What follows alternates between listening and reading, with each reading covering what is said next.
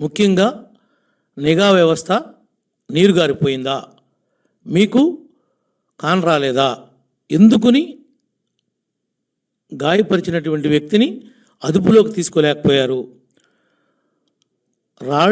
రాళ్ల దాడితో గాయమైతే ఆ యొక్క రాయి ఎక్కడుంది? ఇప్పుడు ఎవరు చూశారు ఆ రాయిని?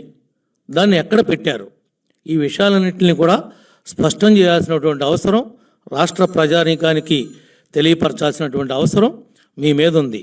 తక్షణమే భద్రతా వైఫల్యం కింద డీజీ గారిని, సిపిని, ఇంటెలిజెన్స్ డీజీని కూడా ఎలక్షన్ కమిషన్ చర్యలు తీసుకుని ముఖ్యమంత్రినే కాపాడలేనటువంటి, ప్రచారంలో కాపాడలేనటువంటి వ్యక్తులు మరి రాజ్యాంగంలో ఉన్నటువంటి ఆ పదవుల్లో నిర్వహించడానికి అనర్హులుగా భావించి తక్షణమే వీళ్ళు విధుల నుంచి తొలగించాలని చెప్పి తెలుగుదేశం పార్టీ తరఫున మేము డిమాండ్ చేస్తూ ఉన్నాం.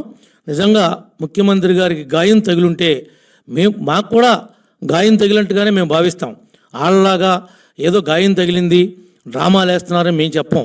కానీ ఎందుకు చెప్పాల్సి వస్తుంది అంటే, అప్పుడు సాక్షి లైవ్ ఎందుకు ఆగిపోయింది? ఎందుకు ఈ విషయం మీద మీరు స్పష్టంగా చెప్పలేకపోతున్నారు? రాయి ఎటు నుంచి, ఏ వైపు నుంచి వచ్చింది? ఏదంటే బిల్డింగ్ల మీద నుంచి వేశారా, కింద నుంచి వేశారా? ఆ రాయి ఎక్కడి నుంచి మొదలై ఎక్కడి దాకా వెళ్ళి తగిలిందో కూడా మీరు స్పష్టంగా చూపించాల్సినటువంటి అవసరం ఉంది. మీరు ఎప్పుడు లైవ్ ఇచ్చేటువంటి వాళ్ళు ఆ సమయంలోనే లైవ్ ఎందుకు కట్ చేశారు? మాకు అనేకమైనటువంటి అనుమానాలు. టీ స్టాళ్ళు కాడ, కిళ్ళి కొట్లు కాడ పబ్లిక్ మాట్లాడుతున్నటువంటి మాటలను మాట్లాడుతున్నాం. మేమేమి గాయం ఎవరు చేశారు, ఎవరి పాత్ర ఉంది, ఏం జరిగిందని మేము అంటులా. కానీ మీరు చేతగాక ఆడటం అనేది మీకు చేతగానేది మీకు అర్థమైపోయింది.